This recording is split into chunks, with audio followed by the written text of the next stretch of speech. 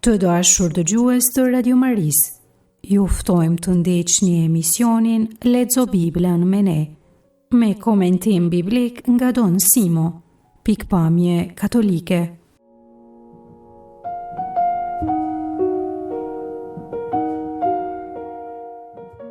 Në takimin e sotshëm fillojmë leximin e librit të dytë të Samuelit. Do të bëjmë një hyrje të shkurtër në këtë libër të jashtëzakonshëm dhe pastaj do të lexojmë dy pjesë prej tij. Leximin e tekstit do ta bëj Arben Jashari nga Zürich në Zvicër, katekezen Mirela Dragusha nga Lezhë.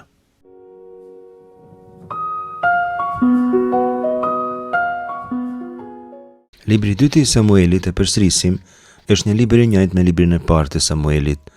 Me fjalorin egzegetik themi se këta dy libra kanë të njëjtën autorsi.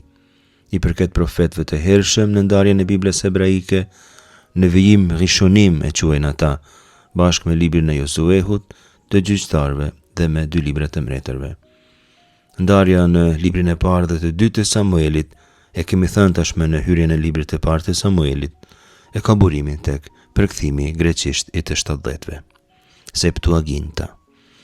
Sipas tradicës rabinike, këtë thekson Talmudi Babilonas tek Baba Batra 14b 15a, libri i parë i Samuelit është shkruar prej profetit Samuel deri tek libri i parë i Samuelit kapitulli 25. Kjo patjetër është çështje tradicionale, ja atribuon Samuelit vetë shkrimin e librit që mban emrin e tij deri te vdekja e profetit. Prej librit të parë të Samuelit kapitulli 26 dhe deri në krejt librin e dytë të Samuelit, sipas Talmudit, autorsia u përket dy profetërve, Natan dhe Gad, që janë dy profetët kryesor të këtyre dy librave. Kuptohet se këto tradita janë, ne i quajmë, konstrukte të mëvonshme teologjike, nuk janë të dhëna historiko-kritike. Studimet historiko-kritike kanë qitë në pas se libri i parë i dytë i Samuelit janë produkt i një procesi të gjatë që përfshin të paktën këto shtresa kryesore. Shtresa parë shkruan mbi ngritjen e Davidit, kapitulli 16 i librit të parë të Samuelit, deri te kapitulli 5 i librit të dytë të Samuelit. Në këto kapituj, autori ose redaktorët e kësaj pjese kanë pasi qëllim kryesor të argumentojnë pse Davidi meriton të jetë trashëgimtari dhe jo Sauli. Pjesa dytë është lista e trashëgimisë. Kjo tregon ngritjen në pushtet të Davidit, marrjen në pushtetit dhe trashëgimin e tij. Siç e dini, mbretëria u trashëgua prej Salomonit, djalit të tij. Kjo pra pas kapitullit 5 të librit të dytë të Samuelit e deri në fund. Disa elemente profetike gjejmë këtu, sidomos profecinë e Natanit te kapitulli 7 i librit të dytë të Samuelit. Këto elemente profetike janë gati me siguri deuteronomistike dhe kanë si qëllim të themelojnë teologjikisht ngjarjet e rëndësishme që ndodhin në këto kapituj. Libri i dytë i Samuelit, kapitujt 21 deri në 24, pra këto kapitujt më të fundit janë shtojc, që shpesh quhet shtojca e Samuelit në letërsinë biblike. Kjo përmban gjini letrare të ndryshme, eciologji për shembull. Eciologjit janë tregime që kanë si qëllim të kallëzojnë arsyet pse gjërat ndodhin. Përdoret kjo fjalë edhe në medicinë për shembull. Në Bibël, eciologjit zakonisht i ngjyrosin ngjarjet me elemente teologjike. Arsyeja pse ndodhin ngjarjet është sepse Zoti ndërhyn. Kemi pastaj lista heronjsh, gjejmë edhe dy poema, në kapitulli 22, që është paralel me psalmin 18, si edhe fjalët e fundit të Davidit të kapitulli 23, rreshtat 1 deri në 7 janë dy poema të famshme të këtij libri. Mbi datën dhe vendin e kompozimit të tekstit, ju ftoj të ktheni te libri i parë i Samuelit, sepse për pjesën më të madhe të bisedës, çështjet të lidhura me vendin dhe kohën e kompozimit të librit të dytë të Samuelit koincidojnë me ato të librit të parë të Samuelit. Shumë shkurt mbi strukturën e librit të dytë të Samuelit, libri ndahet zakonisht në 4 bloqe kryesore prej autorëve që e kanë studiu. Kapitulli 1 deri në 5 është pjesa e parë, është ngjitja e Davidit në front mbi tër Izraelin. Kemi te kapitulli i parë, rreshtat 1 deri në 27, vajtimin e Davidit për Saulin dhe Jonatanin, që kemi përmendur. Prej kapitullit 2 e deri te kapitulli 4 rreshtit 12, Davidi bëhet mbret në Hebron. Prej kapitullit 5, 1 deri në 25, Davidi mbret bëhet mbi gjithë Izraelin, pushton Jerusalemin dhe fiton kundër filistejve. Pjesa e dytë e këtij libri merr kapitulli 6 deri në 10. Davidi është këtu në kulmin e mbretërisë. Kapitulli 6 rreshtat 1 deri në 23 merret arka beslidhjes dhe transferohet në Jerusalem. Kapitulli 7 aty gjejmë orakullin, profecinë e famshme të Natanit që e kemi përmend, që është deuteronomistike, është koha kur Davidi përcakton lidhjen e beslidhjes. Kapitulli 8 atëherë 1 deri në 18 dhe gjithashtu kapitulli 9 deri në 10 janë përmbledhje të disa fitoreve ushtarake edhe administrata e Davidit edhe disa betejë tjera. Pjesa e tretë mund të themi se është tregimi i krizës së Davidit. E dim kur gjërat shkojnë mirë, ato nuk shkojnë mirë pafundësisht. Herët ose vonë vjen koha e krizës dhe koha e krizës tregohet në kapitujt 1 deri në 20. Kemi çështjen e Davidit me Batsheva, me Betsaben dhe Urin, do ta shohim këtë pjesë, qortimin e Natanit. Atëherë kemi problemet familjare të tija, çështja e Amnonit me Tamaren, janë djali dhe vajza e Davidit, dhe Absalomi, djali i tij që hyn në kryengritje kundër babes së vet, por ndër tjera Absalomi vret vllon e vet Amnonin. Do t'i shohim këtë ngjarje herën e ardhshme. Atëherë kemi kthimin e Absalomit në Jerusalem. Kryengritja dhe vdekja e Absalomit tregohen pikërisht në këto kapituj. Cilat janë temat teologjike kryesore? E para temë që po përmendim është tema e shtëpisë së Zotit. Libri 2 i Samuelit është një libër plot me tregime, nuk jep përshtypjen e një libri teologjik, por te kapitulli 7 gjejmë thelbin teologjik, ndoshta të krejt Biblës hebraike. Kur Davidi shpreh dëshirën të ndërtojë një shtëpi për Zotin, bajit në hebraisht është vend i rëndomt i banimit, përdoret edhe për njerëzit, shtëpia tona, një shtëpia jona është një bajit për shembull. Profeti Natan e ndryshon punën krejtësisht. Nuk do t'i ndërtoj Davidi shtëpi Zotit, por Zoti do t'i ndërtoj shtëpi mbretërore e Davidit. Shtëpia e Davidit, trashëgimi i atij do të jetë një mbretëri e amshuar. Ky premtim i Zotit bën diçka të rëndësishme, pa marrë parasysh sjelljet etike të mbretit, mbretëria e tij nuk do të përfundojë asnjëherë. Pika 2 teologjike është se Zoti është ai që e drejton historinë. Libri 2 i Samuelit është një libër që posaçërisht shpjegon domethënien teologjike të besimit në provaninë e Zotit. Gjithçka që ndodh këtu ka një pasojë asisoj që në fund të theksojë veprën e Zotit dhe mirësinë e tij të shfaqur me provaninë e tij. Zoti i sjell mbar si faktet pozitive si ato negative për të mirën e njerëzit. Mund kuptojmë këtu një thënie të famshme të Shën Palit tek letra Romakëve kapitulli 8 rreth 28. Ai thotë kështu: ne e dim se hyjë në gjithçka bashkëpunon me ata që e duan, me ata që me vendimin e tij janë të thirrur. Është ky ndoshta një prej citimeve të beslidhjes së re që më së miri e shpjegon temën e provanisë hyjnore. Ky libër flet edhe mbi mëkatin, drejtsinë, hirin. Është shumë i famshëm rasti i mëkatit të Davidit me Batsheva, gruan e Uris, por edhe këtë ngjarje Zoti e shndron në element providencial.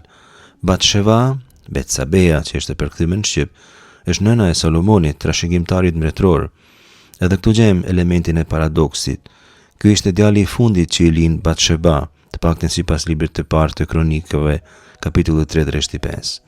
Zoti zgjell Salomonin para shumë tjerëve që kishin lindur para tij. Tek libri i parë i Samuelit, kapitulli 13 rreth 14, lexojmë se Davidi ishte mbreti sipas zemrës së Zotit. Kjo sepse në krahasim me të gjithë tjerë, Davidi pendohej pas gabimit. Davidi mësonte prej gabimit të vet.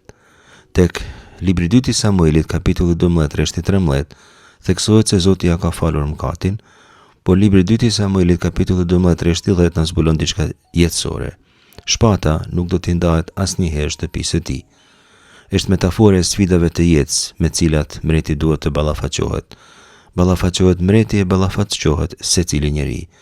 Shpata nuk i ndahet askujt nëse duam të qëndrojmë besnik kësaj metafore. Do të ishte iluzion i madh mendimin se mund të përjetohet jeta pa pësuar disfata, pa travaje të shumta, por njeriu duhet të di si t'i përballojë sfidat e jetës. Dhe ta ketë parasysh se provania e Zotit nuk i largohet asnjëherë.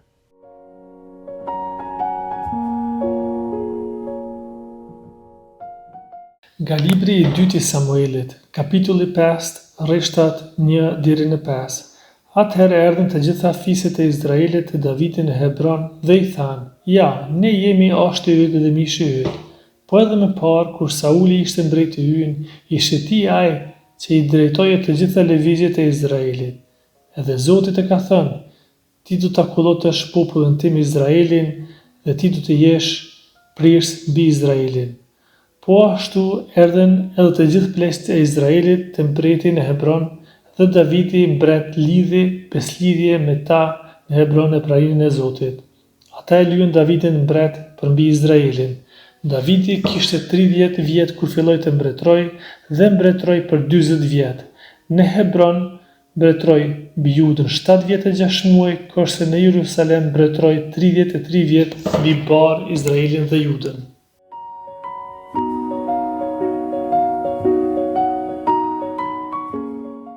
Tregimi që lexuam përshkruan intronizimin mbretëror publik të Davidit. Libri i parë i Samuelit, kapitulli 16, e kemi thënë, tregon se Davidi ka qenë lyer mbret prej Samuelit. E mbani me në episodin tek shtëpia e babës së tij, Jishai. Libri i dytë i Samuelit, kapitulli 2, rreshti 11, tregon se Davidi ka mbretëruar 7 vjet e gjys mbi Judën nga qyteti Hebron në hebraisht. Ndërkohë që thuhet tek libri i dytë i Samuelit, kapitulli 2, rreshta 8 deri në 10, se Bet Israel, shtëpia e Izraelit, ka ndjekur Ish Boshet. Ish Boshet ishte biri i mbetur i Saulit që akoma nuk ishte vdekur. Avner e kishte ndihmuar djalin e Saulit, ai që kishte fjetur dhe se kishte ruajtur mbretin, siç treguam herën e kaluar. Kjo qet me pa faktin se kishte persona që mendonin se trashëgimia e Saulit duhet të ruhej, pa marrë parasysh fundin e tij tragjik dhe as pak të ndershëm.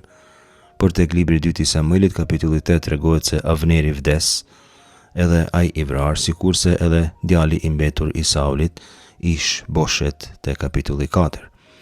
Vdekja këtyre dy personazheve dobëson rezistencat e Davidit, ishin dy nostalgjik të kohës së Saulit, gjithmonë gjehen nostalgjik të kohrave të kaluara, sepse u duket se aso kohrash gjërat kanë qenë më mirë se sot. Ka njerëz që njëmen mendojmë se për shembull në Shqipëri ka qenë më mirë në kohë të diktaturës se sot. Zakonisht ka njerëz aso kohrash kanë pasur privilegje që sot nuk i kanë. Dhe u duket se ka qenë më mirë, por nostalgjia për të kaluarën është tundim. Asnjëherë nuk ka qenë më mirë se sot, sepse si është sot nuk varet prej kohës, por prej njeriut dhe qasjes që njeriu i bën kohës. Por edhe sikur të ishte vërtet se në histori ka qenë më mirë se në aktualitet, prej kësaj nostalgjie nuk fitohet asgjë. Tundimi këtu ka si qëllim të shkurajoj vlerësimin e të tashmes. Rreshti i parë thekson se 12 fiset e Izraelit erdhën në vizitë te Davidi në Hebron dhe i thanë, ja, ne jemi ashti yt dhe mishi yt.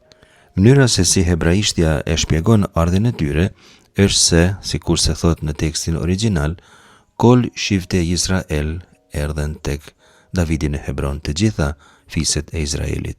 Kjo pra shënon plotësinë. Çka po vendoset këtu ka karakter që mund të quajmë sot juridik, nëse të gjithë bien dakord. Dhe faktikisht bien dakord, siç po e shohim. Hebron, qyteti që ndodhet në jug të Betlehemit në Negev, është qyteti i patriarkëve. Atje dim ishte varrosur Abrahami, Zanafilla kapitulli 23, atje kishte jetuar Izaku, atje Davidi fillon të mbretërojë mbi Jude. Prej Hebronit, vendit të patriarkëve, fillon trashëgimi i premtimeve të beslidhjes, të premtimeve që Zoti ka bërë Abrahamit. Fiset bëjnë këtë deklarat, po lexojmë një herë në hebraisht, atëherë po e përkthejmë. Hine atzmecha u vësarcha anachnu. Ja, ne jemi ashti yt dhe mishi jot. Fiset shpallin se Davidi është një nga i njëjti trup si ata, jo një i huaj. Është hapi i parë i pajtimit të Judës me Izraelin. Hapi i parë i shpëtimit ndodh kur bashkësia konsideron antarët e saj si pjesë përbërëse të saj, sikurse ashtë të veten, sikurse mish të veten. Bashkësia këtu pra përshkruhet metaforikisht sikurse një trup i cili ka në përbërje të vet ashtë dhe mish. Ashti dhe mishi metaforikisht janë persona që e bëjnë këtë bashkësi. Fjalët Ecem dhe Basar kujtojnë fjalët e Adamit Evës tek libri Zanafils kapitulli 2 rreshti 23. Ecem pra do më thonë eshten, asht, kurse Basar do më thonë mish. Adami kur e sheh Evën thot kështu: kjo tani është ashti i eshtrave të mi dhe mishi i mishit tim. Le të quhet grua, sepse kjo u mor nga njeriu. Përdoret për ky fjalor për të thënë se sa i afërt është Davidi me popullin. Tek rreshti i dytë ata theksojnë se edhe pse deri vonë ishte mret Sauli faktikisht as nuk ka sunduar ndo pak, sepse në hebraisht të mol shil shumë dje dhe pardje kishte qenë ashtu Davidi, ai që u ka pri edhe në kohën e Saulit. Edhe në kohën e Saulit Davidi ka qenë ai në hebraisht Hamotzi vë Hamevi, ai që nxirrte e ai që sillte zakonisht përkthehet. Kjo është një shprehje frazologjike që tregon se ishte mbreti David ai që i ka nis në luftë ushtarët deri tash dhe i ka bërë të kthej prej lufte. I ka nis e i ka sjell mrapa. Ai ka qenë komandanti ushtarak i vazhdueshëm. Tani është koha të zyrtarizohet diçka që ashtu ka qenë aktuale. Esenca teologjike e fjalëve të popullit qëndron tek funi i rreshtit të dytë, thotë kështu: ti do ta kullotesh popullin tim Izraelin dhe ti do të jesh pris mbi Izraelin. Fiset vet citojnë premtimin e Zotit që nuk e gjejmë të shkruar në Bibël, kështu të formuluar të pakten: ti do ta kullotesh popullin tim Izraelin dhe ti do të jesh pris mbi Izraelin. Mirë po personazhet e shkrimit shenjtë ndonjëherë kanë informata që ne lexuesit nuk i kemi. Ata thonë se Zoti ka përmend dy folje, Ra'a, që do të thonë me kullot, edhe Mashal, që do të thonë shumë gjëra, por si folje do të thonë me sundu.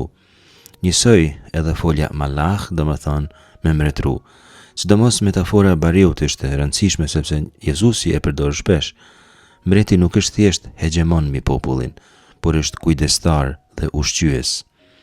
Termi tjetër i rëndësishëm është termi Nagid, që do të thonë sundimtar i caktuar. Davidi është i njëjti që ka shpallur Samuelin mbret në Izrael, te kapitulli 13 rreshti 14 i librit të parë të Samuelit. Nagid pra është një person i caktuar nga Zoti. Caktimi i njeriut është vepër e Zotit. Te rreshti 3 përmenden të gjithë pleqët e Izraelit. Pleqët e kemi thënë sa herë janë të deleguarit e autorizuar që përfaqësojnë Izraelin. Pikrisht me ta Davidi lidh beslidhje. Kjo tregon se mbretëria e Davidit themelohet mbi beslidhje, berit në hebraisht. Por nëse kjo është e vërtet, kjo është atëherë dëshmi se zgjedhja e Davidit dhe shugurimi i tij mbret me lyrjen me vaj është vepër e Zotit, jo arritje e njeriut. Ky është dallimi i mbretërisë së Izraelit, mbretërisë davidike, me të gjitha tjerat. Këtu Davidi për herë të parë thirret Melech David, mbreti David. Kështu e lyen me vaj Davidin e shuguruan. Është hera e tretë që lyhet me vaj. Herën e parë gjejmë sikurse lexuam te kapitulli 16 rreshti 13 te libri i parë i Samuelit. Herën e dytë e lyen me vaj burrat e Judes te libri i dytë i Samuelit kapitulli 2 rreshti 4 dhe tani vajosja kombëtare nga i gjithë Izraeli. Një pra Zoti përmes Samuelit, atëherë Juda, atëherë krejt Izraeli. Davidi hyn në skenë progresivisht si mbret. Rreshti 4 thekson se Davidi kishte 30 vjet kur filloi të mbretërojë dhe mbretëroi për 40 vjet. 30 vjet është mosha e pjekurisë në Bibël, mosha e hyrjes në shërbim të levitëve, thot libri Numrave kapitulli 4 rreshti 3. Ishte mosha e Jozefit kur hyri në shërbim të faraonit, kapitulli 41 rreshti 46 i librit të Zanafils. Dhe sipas Ungjillit të Luks, kapitulli 3 rreshti 23, ishte mosha e fillimit të shërbesës së Jezusit. Luka shkruan kështu: Jezusi kur filloi veprimtarinë botore ishte rreth 30 vjeç, ishte, si kujtonin njerëzit, biri i Jozefit i Helit e kështu me radhë. Ai sundoi Arbaim Shana, 40 vjet, në hebraisht Arbaim Shana. 40 vjet është numri i plotësisë dhe i gjeneratës biblike. Për shembull, populli i Izraelit ec 40 vjet në shkretir, e kemi thënë sa herë, libri Numrave kapitulli 14 rreshta 33-34. 40 ditë Mojsiu qëndron në mal, libri Daljes kapitulli 24 rreshti 18. 40 ditë Elia qëndron në mal gjithashtu dhe këtë kena lexuar libri i parë i mbretërve kapitulli 19 rreshti 8. Mbretëria e Davidit zgjat pra një gjenerat të plot 40 vjet. 7 vjet e 6 muaj qëndron në Hebron, është shënim tipik i kronikave mbretërore të kohës. Regjistrimi bëhet saktësisht për secilën fazë, tregohet se dinjiteti i Davidit është i padiskutueshëm. Davidi në asnjë farë mënyrë nuk mund të mendohet se një mbret fallës, por një mbret me dinjitet të plot mbretëror. Pas këtyre 7 vjetëve dhe 6 muajve, ai shkon në Jerusalem. Jerushalaim, kështu thirret Jerusalemi në hebraisht, do të bëhet kryeqyteti i Davidit pas Hebronit. Është kryeqyteti i mbretërisë së bashkuar, si edhe Kol Izrael vi Huda, krejt Izraelit dhe Judës. Mbretëria është krejt e bashkuar, Izraeli rreth mbretit bëhet një popull i vetëm, shugërimi me vaj i mbretit të shenjtë dhe populli që do ta ndjek është popull mbretëror, edhe ai është i thirrur të shenjtrohet njësoj si mbreti. Si përfundim mund të themi disa gjëra. Së pari, Davidi shugërohet mbret i ligjshëm në Izrael, të paktën brenda Izraelit gjithkush e ka pranuar, por edhe në nivel ndërkombëtar do të jetë i pranuar për të gjithëve. Davidi është i caktuar prej Zotit, por edhe është i konsideruar si ashti dhe mishi i krejt popullit. Është elementi hyjnor i bashkuar me atë njerëzor. Janë të dy të rëndësishëm. Së dyti, ky mbret është një bari, nuk është sundues, por shërbëtor. Profetët do të flasin për këtë metaforë, për metaforën e mbretit bari, për shembull Ezekieli 34, Zakaria 11, Jeremia 23, vetëm për të përmend disa profeten, por edhe ungjillit, për shembull Ungjilli i Gjonit kapitulli 10, mësimi i Jezusit me bariun e mirë. Tek Ungjilli i Mateut kapitulli 2, rreshti 6 citohet Mikea profet kapitulli 1 rreshti 1, që ka si funksion identifikimin e Mesis, Jezu Krishtit, pikrisht si bari i Izraelit. Fjala bari pra ka edhe sot në kish, kur flasim për papen si bari suprem i kishës, ose i peshkvejt, ose për meshtar si bari. Kjo fjalë bari tregon shërbimin e kujdesshëm të zgjedhurit të Zotit për popullin e tij. Së treti është beslidhja në themel të mbretërisë. Zgjedhja e mbretit nuk është marrëveshje politike, por akt që kryhet para Zotit, sepse prej Zotit do shugurohet. Nga këtu lind roli eskatologjik i mbretërisë davidike. Davidi lyhet me vaj, përdoret folja Mashiach, trashëgimtari i Davidit, i lyeri me vaj, do të jetë shpëtimtari i Izraelit. Gjaja e parë që Shën Mateu thekson në ungjillin e tij është pikërisht se Jezusi është trashëgimtari i Davidit. Ai thekson se është edhe i Abrahamit, por është e kuptueshme. Jezusi në mënyrë përfundimtare njëherë për gjithmonë trashëgon bekimet që Zoti i jep Abrahamit. Në Jezusin, në pjesëmarrjen në jetën e tij, që ne trashëgojmë përmes pagëzimit, edhe ne trashëgojmë të njëjtat premtime të Abrahamit, edhe ne marrim pjesë si të krishterë të pagëzuar në të njëjtën mbretëri davidike të Jezu Krishtit.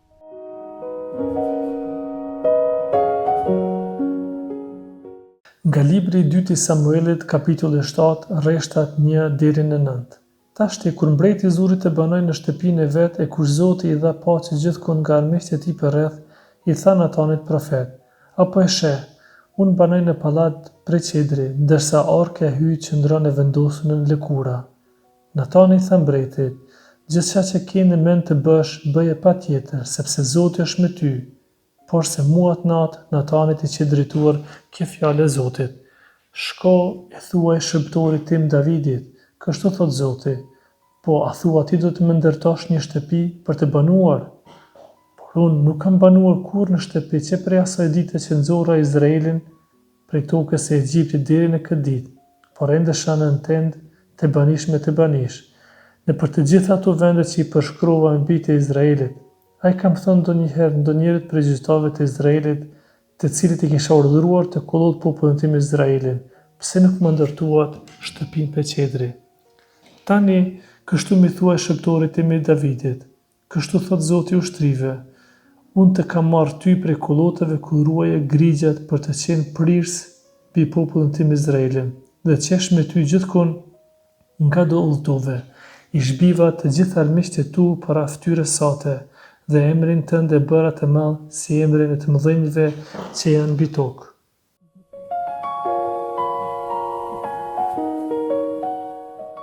Kapitulli 7 përshkruan periudhën e konsolidimit të mbretërisë së Izraelit.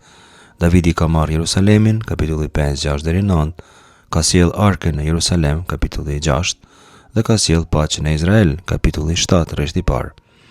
Tani rreshti i parë thekson se në Izrael kishte qëndrueshmëri dhe siguri. Davidi nuk është në lëvizje, ka shtëpi, ka ku të jetojë në paqe. Zoti kishte premtuar se do t'i jepte menuha, pushim, dhe këtu tregohet se Zoti e mban premtimin e vet. Zoti gjatë premtimit të vet, pra duke i dhënë atë çka i ka premtuar, i siguron një shtëpi, një bajit. Fjala shtëpi do më thanë shtëpi fizike, por do më thanë edhe dinasti, familje, të ardhme. Ka në plan ndërtimin e tempullit të Zotit si një shtëpi, por për këtë do të flasim. Davidi nuk e shpreh qëllimin e tij, por shpreh pakënaqësi kur flet për mundësinë e ndërtimit të tempullit. Ai ka një shtëpi të ndërtuar prej cedrit të Libanit, të shtrenjtë dhe të mirë, kurse thot Aron Elohim, arka e Zotit, banon në një jëria. Kjo fjalë do më thonë tend, fjala jëria, banesë e ndërtuar me materiale të varfra të këqija. Tenda ishte edhe lëvizshme, jo stabil. Davidi mendon ta stabilizoj vendin ku do të qëndrojë tenda e Zotit, por që njeriu t'ja kaloi Zotit, këtë Davidi nuk mund ta pranonte që vetë të banonte në një shtëpi të ndërtuar prej cedrit të Libanit, kurse arka të banonte pikrisht në një shator. Tek rreshti i dytë del në për herë të parë në skenë profetin Natan. Do të takojmë përsëri tek kapitulli 12 i librit të dytë të Samuelit, pas mëkatit të Davidit. Atje fillimisht i pëlqen propozimi i Davidit, thot rreshti 3, gjithçka ke në mend të bësh, bëje patjetër sepse Zoti është me ty. Ky është një tjetër shembull i gabimit të profetit. Natani i jep Davidit leje, kol asher bilëvavha i thot, gjithçka që është në zemrën tënde, bëje, por nuk e konsulton Zotin përpara. Ajo ka pretendimin se duke qenë se atij i pëlqen propozimi, do t'i pëlqej edhe Zotit. Është një tjetër shembull i pretendimit të profetit. Natani thot, Zoti është me ty, Adonai imach, është për një men, Zoti do ta korrigjoj gabimin e Davidit. Prania e Zotit nuk e nënkupton aprovimin e çdo iniciative njerëzore veç. Ka njerëz që e kanë këtë pretendim se çkado që bëjnë ata e ka bërë Zoti. Çkado që të vendosin ata e ka vendosur Zoti. Për ata që e kuptojnë hebraishten, shprehja Adonai imach për mashkullore do duhet ishte Adonai imcha, por duke qenë se është në pozitën pauzale. Kjo parafjalë me mbaresën përemërore të vetës së dytë numrit 1 e zjenisë mashkullore merr një formë tjetër, por nuk është tani rasti të flasim tepër mbi gramatikën e hebraishtes. Zoti nuk vonon shumë, i shfaqet profetit gjatë natës. Gjatë natës faktikisht i shduk edhe Samuelit, libri i parë i Samuelit kapitulli 3. I shduk edhe Jakobit gjatë natës, Zanafila 28 dhe deri 22. Edhe Salomonit do t'i duket gjatë natës në ëndër, libri i parë i Mbretit kapitulli 3 rreshti 5. Nata është shpesh në Bibël kohë kur zbulohet Zoti. Tek rreshti 5 Zoti shprehet me fjalë rreptësie. Shko e thuaj shërptorit tim Davidit, kështu thot Zoti, po a thua ti do të më ndërtosh një shtëpi për të banuar? Urdhri i Zotit fillon me ko amar Adonai, kështu thot Zoti, do të hasim shpesh këtë shprehje kur të studiojmë profetet. Ai do të dëgjoj me parë fjalën e Zotit dhe atë do të flas. Profetit mos mendoj se fjala e tij është fjala e Zotit. Profeti autentik rrin në dëgjim të vazhdueshëm të fjalës së Zotit. Davidin Zoti e quan Avdi, shërptori im, është mbreti sipas zemrës së Zotit ai mbet shërptor edhe nëse ka gabuar. Shërptor janë edhe Mojsiu, ligji i përtrim kapitulli 34 rreshti 5, Jobi kapitulli 1 rreshti 8, gjithashtu edhe shërptori Isais është shërptori i Zotit, Isaia 42 rreshti 1. Zoti bën një pyetje retorike. Ha ata tivneli bajt, a ti do të më ndërtosh shtëpin, ti e ai që më ndërton mua shtëpin. Tu vëhet theksi tek premri vetor, ata, ti, jo ti do të ndërtosh për mua, por unë do të ndërtoj për ty. Kështu zakonisht interpretohet prej shumicës më të madhe të studiuesve të librit të dytë të Samuelit.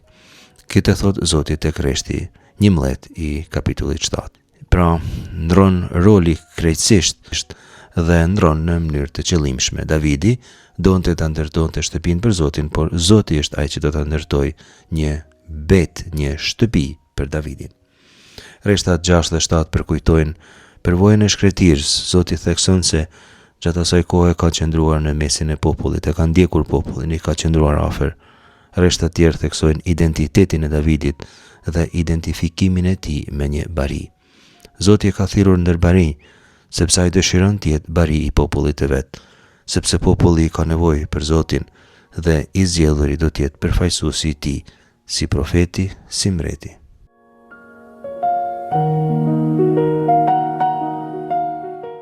Në këtë kapitull paraqitet figura e Davidit, një nga personazhet më të rëndësishme dhe më komplekse të Biblës.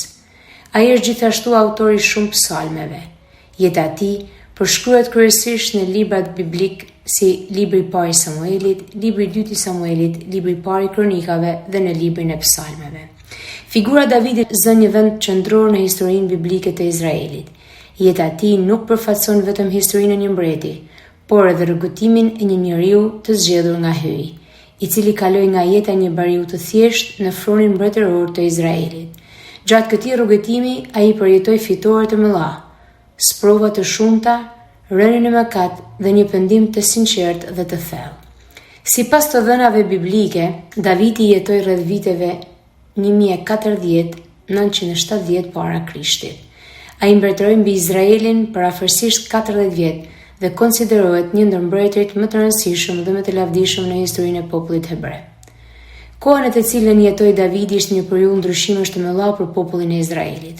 Kombi po kalonte nga sistemi i gjykatësve në atë të monarkisë. Mbreti i parë i Izraelit ishte Sauli, por hyi vendosi ta zëvendësonte atë me Davidin. Në atë kohë Izraeli ishte i rrethuar nga armiq të shumë si filistinët, moabitët, amonitët, edomitët e të tjerë. Detyra e Davidit ishte jo vetëm të siguronte bashkimin politik të kombit, por edhe të forconte unitetin e tij fetar. Davidi lindi në Betlehem në familjen e Jeseut. Ai ishte më i vogël ndër 8 djemtë të tij. Në kulturën e asaj kohe, djali më i vogël zakonisht kishte pak rëndësi në çështjet familjare dhe shoqërore. Pikërisht për këtë arsye, zgjedhja e Davidit nga hyj ishte e habitshme dhe e papritur. Në kohën kur profeti Samuel u dërgua nga hyj në shtëpinë e Jeseut për të vajosur mbretin e arshëm të Izraelit, askush nuk do të mendonte se zgjedhja do të binte mbi Davidin. Madje ai as që nuk ishte i pranishëm në fillim, sepse ishte bari duke kujdesur për tufën e deleve të familjes. Kur Samueli pa vëdhërzet e tij, mendoi se më e madhe ishte zgjedhja e hyjit, por Zoti tha: "Njeriu sheh pamjen e jashtme, kurse Zoti shikon zemrën." Kështu pra Davidi u vajos fshirëzi si mbreti i arshëm i Izraelit. Ky episod na tregon një temë të rëndësishme biblike. Hyj zgjedh ata që bota i konsideron të vegjël, të dobët dhe të parëndësishëm, por që janë të gatshëm të përgjigjen thirrjes së tij. Përvoja e bariut u bë simbol i mënyrës se si ai do ta qeveriste popullin e Zotit. Më vonë ai do ta përshkruante Zotin si bariun e tij në Psalmin 23 ku thotë: "Zoti është bariu im, asgjë nuk më mungon."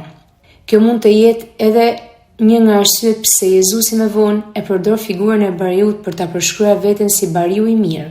Në këtë simbolik mund të shihet një lidhje veçantë me Davidin, i cili para se të bëhej mbret ishte bari dhe nga i cili Jezusi rrithë sipas gjenealogjisë së tij njerëzore. Kështu figura e bariut shndrohet në një shenjë të kujdesit, udhëheqjes dhe besnikërisë së hyjt ndaj popullit të tij. Ngjarja më e famshme e jetës së Davidit është betejë kundër gigantit e Filistin Goliatit. Ishte pikërisht ky moment kur Davidi hyri dhe u bë pjesë e vorrit mbretëror. Përveç se luftëtar, Davidi ishte edhe artist dhe poet. Ai luante me harp, kompozonte këngë, shkruante poezi e këndonte psalme. Kur Sauli vunte nga shqetësime shpirtërore, Davidi i thirrë në pallat për t'i rënë harpës, e muzika e tij e qetësonte mbretin. Mendohet se ai ka shkruar rreth 73 psalme të ndarë në psalme lavdërimi, besimi, pendese dhe lutje. Ishte mik shumë i mirë i Saulit, e sidomos të birit e tij Jonatanit. Por mbasi fitoi popularitet të madh ndër njerëz, sidomos pas fitores mbi Golian, Sauli filloi ta xhelozonte pafund, madje shkoi deri në përndjekjet e tij, sepse shikonte si rrezik për fronin mbretëror. Gjatë kësaj kohe Davidi u detyruar të bënte një jetë në arrati të vazhdueshme. Fitore mbi Golian ishte dëshmia fitore së të dobtit ndaj të fortit. Nëse Goliati përfaqëson frikën, arrogancën e fuqinë njerëzore, Davidi përfaqësonte besimin, bindjen ndaj Zotit e guximin shpirtëror. Ndërsa të gjithë shikonin madhështinë e armikut, Davidi shikonte madhështinë e Zotit. Megjithatë, edhe kur pati mundësi ta vriste Saulin, Davidi nuk e bëri sepse konsideronte mbretin të vajosurin e Zotit. Ky është një nga shembujt më të mëdhenj të falës dhe të respektit në Bibël. Kjo periudhë ishte një shkollë e vërtet shpirtërore për Davidin. Shumë psalme mendohet se janë shkruar pikërisht gjatë këtyre viteve. Në vend që të rebelojë kundër Zotit, Davidi mësoi durimin, besimin, pritjen e kohës së hyjit. Pra, Davidi ishte një njeri sipas zemrës së hyjit. Shpeshherë edhe neve mund të gjendemi në situata të tilla arratije, në situata të vështira dhe në kohë pa sigurie totale. Shembulli i Davidit mund të bëhet edhe për ne sot një shembull konkret, duke pasur besim në hyn dhe duke pritur me durim kohën e hyjit. Në kapitujt 1 deri në 8 të librit të 2 të Samuelit, pas vdekjes së Saulit, shohim kalimin e pushtetit tek Davidi, bashkimin e fisëve të Izraelit, vendosjen e Jeruzalemit si kryeqytet dhe premtimin e madh që hyi i bën Davidit. Në këto kapituj nuk flasin vetëm për historinë e një mbreti, por na ndihmojnë të kuptojmë se si hyi vepron në jetën e njerëzve, duke treguar se si ai e realizon planin e tij të shpëtimit në histori përmes një njeriu që megjithse i papërsosur kërkon ta ndjek vullnetin e tij. Davidi bëhet kështu figurar që parapërgatit ardhin e Jezu Krishtit, mbretit të përjetshëm. Pra me të fillon edhe tradita e mesianizmit mbretëror. Kur besimtari e merr në dorë për herë të parë për të lexuar këtë kapitull të shkrimit të shajt, mund t'i lindë pyetja: po ku është Zoti këtu? Pasi lexon vetëm luftra, sulme, vdekje, krenari, luftë për pushtet, luftë për të dalë i pari, sulme për të arritur trashëgiminë e fronit e të tjerë. Por duhet të meditojmë më thellë në rreshta për të kuptuar më mirë figurën e Davidit dhe veprimin e tij. Dhe gjithashtu, edhe ndërhyrjen e hyjit në historinë e popullit të Izraelit. Në kapitullin e parë, shohim se Davidi pas vdekjes së Saulit dhe Jonatanit nuk gëzohet për vdekjen e armikut të tij. Përkundrazi, ai çan dhe vajton madje shkruan në një poem për të ngjarje. Davidi tregon se zemra drejt nuk gëzohet për fatkeqësinë e tjetrit. Edhe pse Sauli e kishte përndjekur në mënyrë të vazhdueshme për vite me radhë, Davidi e respekton atë si të shëguruarin e Zotit.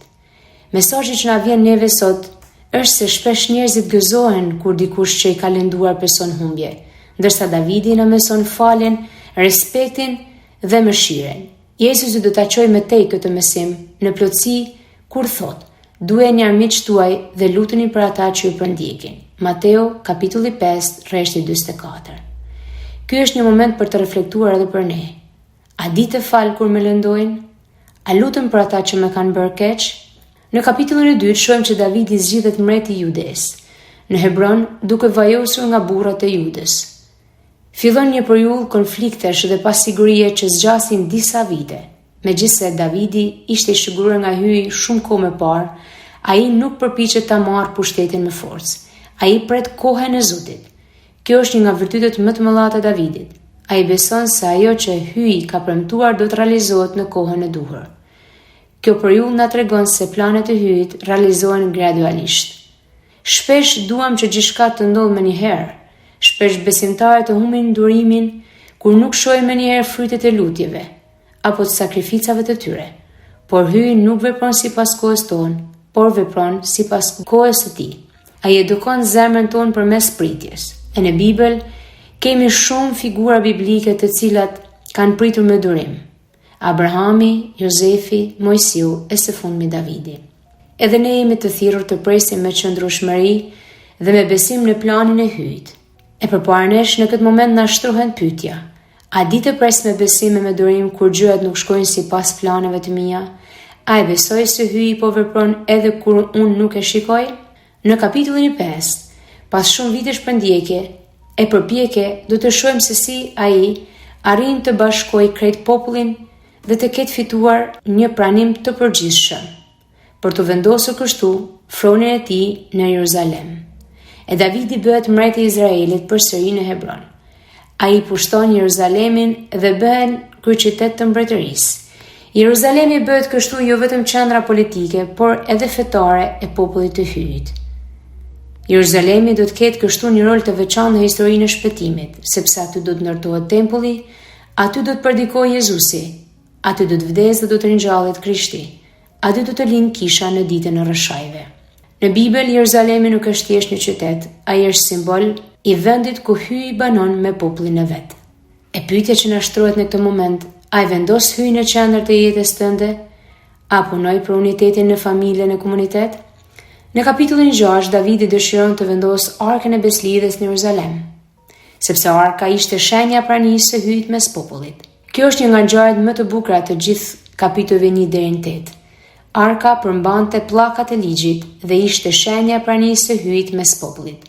Kur arka hyn në qytet, Davidi vallëzon dhe këndon me gjithë forcën e tij përpara Zotit. Ai nuk shqetësohet për pozicionin mbretëror apo për atë që mendojnë të tjerët. Ai gëzohet sepse Zoti po banon në mesin e popullit. Mësimi që na vjen sot pikërisht nga kjo pjesë e shkrimit shenjtë është se feja dhe besimi nuk janë thjesht rregulla apo detyrime. Feja është takim me hyjin.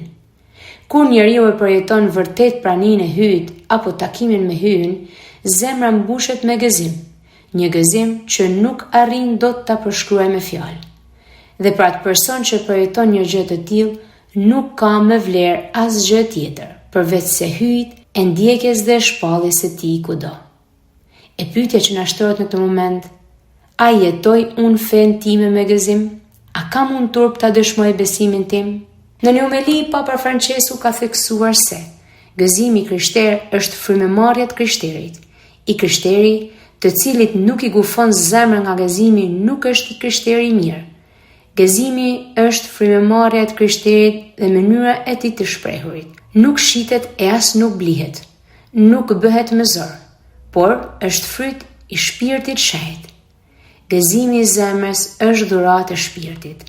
E unë në këtë moment po them që një i krishter pa gëzim nuk mund të jetë një dëshmitar i mirë i Ungjillit. Në traditën e kishës, arka e beslidhjes shihet ndryshe dhe si figura e Marisë. Ashtu si arka mbante fjalën e hyjit të shkruar në gur, Maria mbarti në barkun e saj fjalën e mëshiruar Jezu Krishtin. Dhe në 2 kapitujt të fundit, pra 7 dhe 8, të librit të 2 të Samuelit, përbën një nga pikat më kulmore të historisë së Davidit. Pas viteve të tëra luftrave, përpjekjeve për të bashkuar popullin e Izraelit në një të vetëm, Davidi tashmë është vendosur në Jeruzalem si një mbret i gjithë edhe i pranuar nga gjithë populli. Këta kapituj tregojnë se si hyi e bekon mbretërinë e tij dhe vendos një beslidhje të veçantë me të, e cila do të ketë rëndësi të jashtëzakonshme në historinë e shpëtimit. Në këtë kapituj është zemra teologjike e gjithë librit. Davidi dëshiron të ndërtojë një tempull për hyin, por përmes profetit Natan, hyi jep një përgjigje që askush nuk e priste. Ai kujton Davidis se gjatë gjithë historisë ka qenë hyi që ka vepruar për popullin. Pastaj hyi bën një premtim madhështor, se Davidi do të ketë një dinasti të qëndrueshme, një pasardhës që do të mbretërojë, një mbretëri që nuk do të shuhet. E pikërisht në këtë moment, hyi bën një beslidhje me Davidin. E në planin e afërt ky premtim lidhet me Salomonin, i cili do të ndërtojë tempullin. Por as Salomoni dhe as pasardhët e tij nuk do të mund ta përmbushin plotësisht premtimin e një mbretërie të përjetshme. E kisha e kupton këtë premtim si profeci për Krishtin. Kur angjëlli Gabriel i shpall Marisë lindjen e Jezusit, ai përdor gjuhën e premtimit bërë Davidit. Ai do të mbretërojë mbi shtëpinë e Jakobit e gjithmonë, e mbretëria e tij nuk do të ketë marim. Luka 1, rreshti 33. Jezusi pra është pasardhës i Davidit. Ai nuk mbretëron nga një front toksor, por nga kryqi dhe ringjallja. Fitore që Davidi korr njëra pas tjetrës dhe që na paraqiten në kapitullin 8, i dedikohen njërat shumë aftësive ushtarake të tij, por i burimi i suksesit ishte bekimi hyjnor. Çdo i krishter në jetën e tij zhvillon betejë të shumta, kundër mëkatit, kundër egoizmit, kundër tundimeve, kundër dëshpërimit, kundër ankthit etj. Ashtu si Davidi, edhe ne nuk mund të korrim fitore kundër mëkatit dhe veseve me forcën tonë, por vetëm në saj të pranisë së hyjit në ne dhe hirit e tij. Shën Pauli thotë, gjithçka mundem në atë që më jep forcë. Lidhja që ekziston midis figurës së Davidit dhe personit të Jezusit. Në traditën biblike, Davidi nuk është vetëm një mbret i rëndësishëm i Izraelit, por edhe një figurë që përgatit ardhen e Jezusit. Shumë ngjarje, cilësi dhe premtime që lidhen me Davidin, gjejnë përmbushjen e tyre të plotë në personin e Jezusit. Për këtë arsye, Davidi konsiderohet një figurë mesianike, do të thënë një parapërfigurim i Mesisë që do të vinte.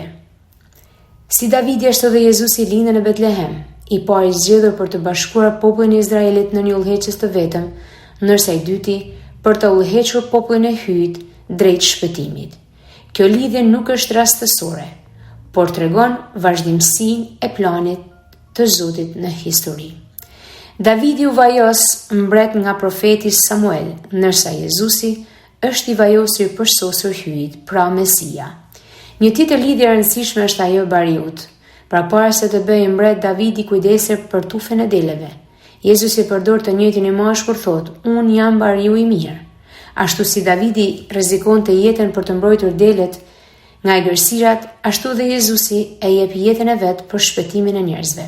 Davidi fitoi mbi Golian, armikun që terrorizonte popullin e Izraelit. Në këtë kuptim, ai paraqitet si çlirimtar i popullit. Jezusi krye një fitore edhe më të madhe, ai imposhti mëkatin, vdekjen dhe të keqen. Ndërsa Davidi përdori një gur për të rrëzuar Golian, Jezusi përdori dashurinë, bindjen e Atit dhe sakrificën e kryqit për të fituar mbi fuqitë e errësirës. Davidi ndërtoi themelet e Jeruzalemit toksor, ndërsa Jezusi hap rrugën drejt Jeruzalemit qiellor. Megjithatë, ekziston një dallim i madh ndërmjet tyre. Davidi, pavarësisht se ishte njeri sipas zemrës së hyjt, mbeti një njeri me dobësi dhe mëkate. Mëkati i tij tregon kufijtë e natyrës njerëzore, ndërsa Jezusi është pa mëkat. Aty ku Davidi dështoi, Jezusi qëndroi plotësisht besnik ndaj vullnetit të Atit. Kjo bën që Jezusi të jetë mbreti i përsosur, ai që realizon në mënyrë të plotë atë që Davidi vetëm sa e para përfituronte. Si përfundim, themi që jeta dhe misioni i Davidit gjejnë kuptimin dhe përmbushjen e tyre të plotë në personin e Jezu Krishtit. Ndërsa në këndvështrimin kishtar, Kisha shekon Davidin si një model të pendesës së sinqert.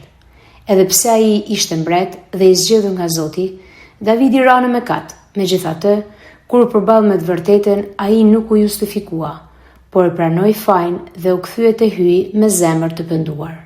Në një botë ku shpesh njerëzit kërkojnë të fshehin gabimet e tyre, Davidi mbetet një shembull i rëndësishëm i përultësisë dhe i kthimit tek Zoti.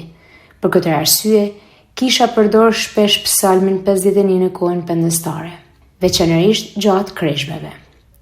Gjithashtu, Kisha sot me gjend të Davidi edhe modelin e udhëheqësit sipas zemrës së hyjt. Megjithse kishte pushtet, ai e kuptonte se autoriteti i tij ishte shërbim ndaj popullit. Kjo është një thirrje e vazhdueshme për të gjithë ata që kanë përgjegjësinë e kish, i peshgvit, meshtar, rregulltar, laik të angazhuar. Kjo tregon që udhëheqja krishtere nuk duhet të bazohet në dominim, por në shërbim. Ashtu si Jezusi i biri i Davidit erdhi për të shërbyer dhe jo për tu shërbyer. E në fund, Kisha shikon Davidin si një figurë që pasqyron përvojën çdo të krishteri. Jeta e tij përmban momente besimi dhe dobësie, fitore dhe dështimi, besnikërie dhe pendese. Pikërisht për këtë arsye, ai mbetet afër zemrës së besimtarëve. Në figurën e Davidit, Kisha sheh njeriu që pavarësisht gabimeve dhe kufizimeve të veta, nuk pushon së kërkuari Zotin dhe së besuari në mëshirën e tij.